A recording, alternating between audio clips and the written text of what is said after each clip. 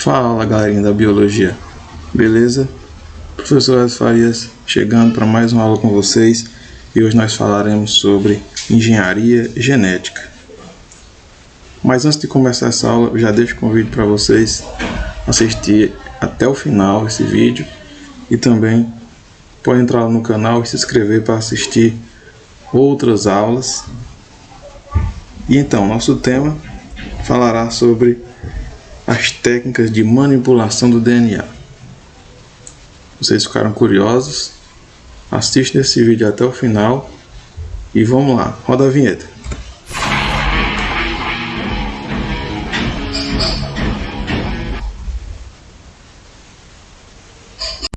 Então pessoal, vamos falar sobre a engenharia genética, né? Então a engenharia genética ela é um conjunto de técnicas em que as técnicas vão ser usadas para manipular o DNA e permitindo isolar e multiplicar genes e também até transferi-los, né, de um indivíduo para outro, seja da mesma espécie ou de espécies diferentes, tá? Então essa é a engenharia genética. Ela usa o que a gente chama de tecnologia do DNA recombinante, exatamente essa manipulação do DNA. E nós podemos aqui dizer que as principais cobaias, né, usadas pela engenharia genética não são camundongos e outros seres, né? São seres microscópicos, né, bactérias e vírus, né? Então eles são bem simples e acabaram se tornando um material ideal, né, para compreender esse mecanismo de funcionamento, né, dos genes. Então, por exemplo, uma bactéria ela é capaz de se duplicar a cada 20 ou 30 minutos, né, numa reprodução assexuada, né, onde se divide em duas. E por dia nós podemos ter 48 duplicações, né? Então, dependendo aqui no caso da multiplicação, o resultado é que nós podemos ter aqui 1 quadrilhão de novos micro-organismos, né, gerados em apenas um dia, novas bactérias. E essas bactérias são clones, né, como eu acabei de falar, através de reprodução assexuada, então é uma cópia da outra, uma cópia fiel. O significado dos termos clone e clonagem ele foi ampliado. Hoje em dia a gente fala, por exemplo, de clonagem de telefone, celular, de cartão de crédito. Então, o termo clonar ele significa o quê? Realizar uma ou várias cópias de genes, né, de células de organismos, tá? Aqui nós podemos também entender, pessoal, outro conceito que é tesouras moleculares, né? As chamadas endonucleases de restrição. Então gravem bem esse nome. Tesoura molecular com o nome de endonuclease de restrição. Então, no início dos anos 70, descobriu-se que certas enzimas, né, são proteínas específicas de bactérias, elas podem cortar a molécula do DNA em pontos específicos, né? Então, essas chamadas endonucleases de restrição, elas agem como se fossem tesouras. Elas vão reconhecer a sequência específica de bases em moléculas do DNA e vão cortar nesses pontos, né? E aí isso trouxe grandes avanços à genética, né? Essas tesouras, né, moleculares, elas acabaram que ajudando a literalmente ter um controle maior, né, de se cortar, por exemplo, moléculas de DNA em um ponto específico, tornou isso mais previsível e possibilitou a análise do material genético que até então era inviável. Outra questão importante também é que esses pedaços que são obtidos pelo corte, esses fragmentos de DNA, é possível notar-se um padrão típico de cada DNA analisado. E aí os cientistas eles pensaram então na possibilidade de identificar os indivíduos pela análise desses fragmentos de DNA, que é algo que é feito com sucesso atualmente, né? Teste de paternidade, questão de descobrir revelar um criminoso, né? Que deixou na cena do crime, né, material biológico, que pode se extrair o DNA e analisar, né? Para descobrir se é de quem é esse material. Então, graças a um pouco dessa tecnologia aqui. Aqui só para mostrar um pouquinho do processo acontecendo, que você vê, né, uma parte aqui do DNA, e aqui a gente vai mostrar exatamente aqui onde ele vai ser cortado, né, o ponto de corte, onde começa e onde termina, e aqui você vê a endonuclease de restrição, né, de uma bactéria que vai realizar esse corte. Aqui você já observa já o fragmento já cortado aqui, né, em determinado ponto. Aqui essa tabela é só para mostrar exatamente onde é o sítio de ação de cada tipo de bactéria, né, que vai produzir a enzima, que é a endonuclease, né, que vai cortar, onde é que ela atua, né, em qual sequência aqui de bases nitrogenadas do DNA. Só para mostrar isso. E a gente fecha aqui falando da separação eletroforética de fragmentos de DNA. Então, pessoal, depois que esses fragmentos de DNA são cortados pelas endonucleases de restrição, ocorre um processo que vem a seguir, é chamado de eletroforese, né? Então, esses fragmentos eles vão ser separados, né, como a gente já tinha falado, para que, através da eletroforese, eles possam ser separados e com altíssimo grau de precisão, para que se possa analisar o DNA de cada pessoa, né? Como a gente falou anteriormente, abriu-se uma possibilidade de identificar os indivíduos pela análise desses fragmentos de DNA. Então essa técnica ela é um complemento do uso das endonucleases de restrição para cortar o DNA, e agora eles vão separar para poder identificar, por exemplo, os indivíduos, né? Vão identificar uma pessoa pelo DNA. Então basicamente como é que funciona essa técnica? Olha só, nós temos aqui uma placa de gel. Essa placa de gel, ela vai receber aqui, ela tem os dois polos dela aqui, as duas extremidades. Num polo que vai ser um polo negativo, né, vai receber uma corrente elétrica, vai ser negativo, vai receber aqui no caso uma mistura de fragmentos de DNA. Nesse polo, aqui em umas fendas, e no outro polo que vai também receber uma carga elétrica positiva, né? Naturalmente, aqui você vai observar que esses fragmentos que estão carregados no polo negativo, eles vão tender naturalmente a migrar em direção ao polo positivo, né? Então o negativo é atraído aqui pelo positivo. E aqui vai acontecer uma espécie de corrida mesmo, né?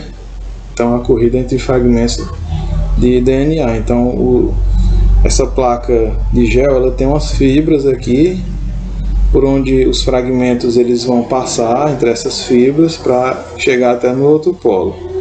Sendo que os fragmentos menores, vocês podem observar aqui que eles tendem a chegar aqui primeiro, né? A ficar nessa posição. Os fragmentos intermediários ficam aqui no meio, e os fragmentos maiores, por causa das fibras, da passagem entre essas fibras, eles acabam ficando para trás aqui nessa posição, né? E aí o que é que acontece? Essa placa de gel é tratada com corante, capaz de evidenciar o DNA, né, os fragmentos. Depois feito fotografias do gel sob uma luz ultravioleta, em que os pesquisadores eles vão registrar a posição e a espessura de cada uma dessas faixinhas, né, que a gente chama de bandas, né? E aí todo esse processo vai ser exatamente usado para identificar, no caso, indivíduos, né? Isso pode ser usado também além da questão de analisar um criminoso, né? Saber se um indivíduo o material biológico é de um determinado indivíduo na cena do crime, ou também revelar o suposto pai, né? Um teste de paternidade. Então, pessoal, nessa parte aqui nós vamos falar sobre a identificação de pessoas pelo DNA. Então, nós já vimos o uso das enzimas de restrição, né, que servem para cortar as moléculas do DNA. Nós vimos que logo depois é usado a técnica da eletroforese em gel, em que esses pedaços que foram cortados, eles são separados, e aí chega-se na última etapa, que é a identificação desse padrão de fragmentos, de pedaços, né? Então, para se identificar uma pessoa pelo DNA, tem que se identificar o padrão de fragmentos dela. Como assim? Pessoal, entendam que cada pessoa tem um padrão de pedaços, né, de fragmentos de DNA diferente da outra. É como se fosse o código de barra dela, né?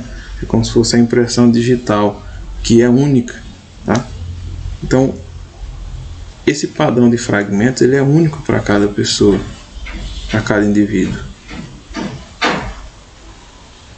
Então, o que foi feito aqui é basicamente a identificação das pessoas pela sequência. Então, o que nós estamos vendo aqui agora é o que? Sabe-se que na informação do DNA ela tem parte que a gente diz que é codificante e tem a parte não codificante. O que é a parte codificante do DNA? É aquela que tem um código, tem uma informação que vai se converter numa proteína. E a parte não codificante são aqueles trechos de informação que estão lá, mas que não codifica, não vai formar proteína nenhuma. Então, o nosso DNA ele é meio que misturado, partes codificantes e não codificantes. O certo é que essas partes não codificantes elas são chamadas de VNTRs. E aí descobriu-se que cada pessoa tem um padrão específico de VNTR, de parte que não codifica nada. Esse teste ele visa exatamente identificar esse padrão. Você vai fazer, por exemplo, o teste de paternidade, sabe-se que os filhos herdam esse padrão dos pais, tá? Essa sequência de DNA não codificante, tá? De VNTR. Nessa imagem aqui, o que eu vou resumir para vocês é o seguinte: são 3 indivíduos, A, B e C, tá? Mostrando aqui os trechos de DNA de cada um que estão sendo analisados.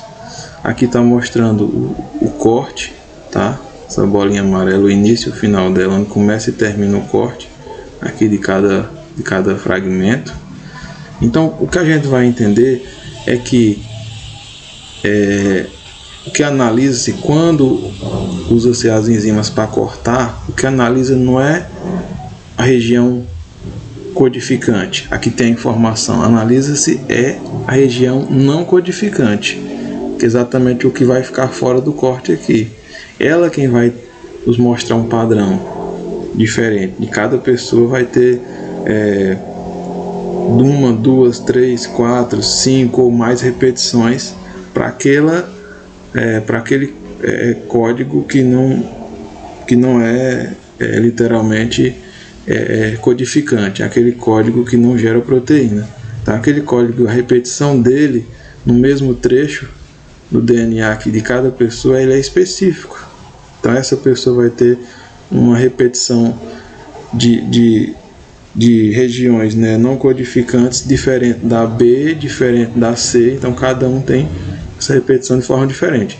Isso vai ser colocado aqui na placa de gel de eletroforese simplesmente para mostrar que cada pessoa tem uma sequência de repetições diferente da outra. Isso vai gerar aqui esses tracinhos pretos, nós chamamos de bandas, e cada pessoa tem o seu padrão de bandas diferente da outra. Observe, aqui a pessoa A, ó, tem o padrão A, são 2 barrinhas. A pessoa B, padrão B, uma barrinha aqui embaixo. A pessoa C tem uma barrinha só lá em cima. Então cada pessoa vai ter o seu padrão de bandas diferente da outra.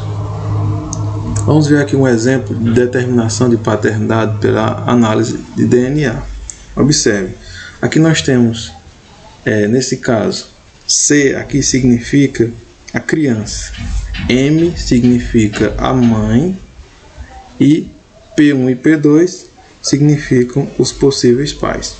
Observe, eu preciso analisar aqui o DNA da criança e da mãe para buscar aqui quem são ou qual é o possível pai da criança. Observe, aqui com as setas estão marcados aqui os fragmentos da criança que literalmente estão presentes no DNA dela, mas não estão presentes no DNA da mãe, tá? Então você observa aqui, ó, que a seta indica que esse tracinho aqui está presente no DNA da criança, mas não no da mãe dela. Aqui do mesmo jeito e aqui da mesma forma. Então, professor, mas eu estou querendo saber qual é o possível pai. Por que eu estou comparando o DNA da criança com o da mãe? Bem, se a criança tem um traço aqui e ele não está presente no DNA da mãe, então de quem que ela herdou esse traço? Tá? Ela herdou do pai. E é aqui que eu vou fazer a comparação, tá?